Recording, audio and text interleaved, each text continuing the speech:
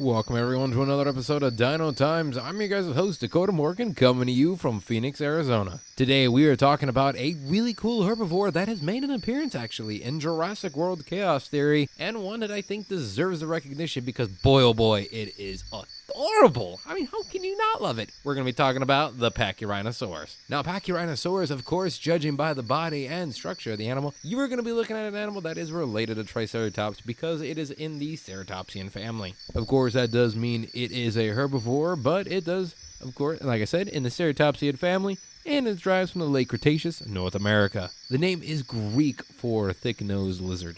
It was found by Charles Sternberg in 1946, but wasn't named until 1950, which is usually how it goes, in Alberta, Canada. Now, like in paleontology, believe it or not, folks, there is actually different types of species. You don't just have one Tyrannosaurid. You actually have multiple. And like Pachyrhinosaurus here, you have 3 different type species involved in with the animal. Those 3 are the Canadensis, which was discovered in 1950. That is the OG guy we're looking at there, and he's 19 to 26 feet long and 3.4 short tons. The other 2 we are looking at are Lalutai, I believe, and that was discovered in 2008, as well as the Pyrotrium, which was discovered in 2012. Now, those guys are actually estimated only to be around 16.4 feet in length and 2.2 short tons. A little bit smaller than our OG kiddo, to say the least. I mean, either way, you're looking at a massive animal. Good for the carnivores, but one you'd want to avoid if you ran into today. Now, had large bosses, which was a giant accumulation of keratin, one would say, over the nose instead of horns, actually. And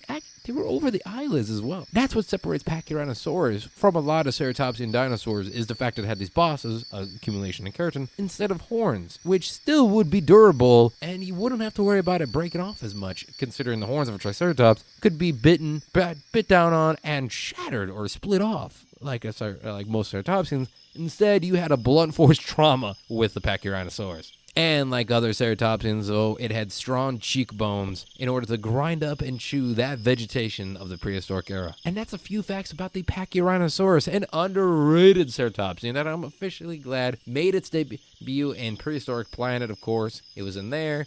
It has been in Jurassic World Chaos Theory. It's been in a few media presences in paleo documentaries and other stuff as well. And I think is adorable and a cute ceratopsian as well. And one that I might put over Triceratops. If you guys enjoyed this little quick facts about Pachyrhinosaurus, be sure to like the video and subscribe for more paleo content here on the channel, video games, and other nerdy goodness as well. And of course, if you want to follow me on social media for all my paleo adventures, as well as to say other nerdy stuff as well, and science stuff, we are on social media, and that is in the description box down below on X, Instagram, and such like that. And subscribe to the channel. It helps us out greatly, guys, if you comment down below, too. And thank you, folks, again for tuning into the video for this episode of Dino Times. Of course, I've been Dakota Morgan. And remember, folks, science is real.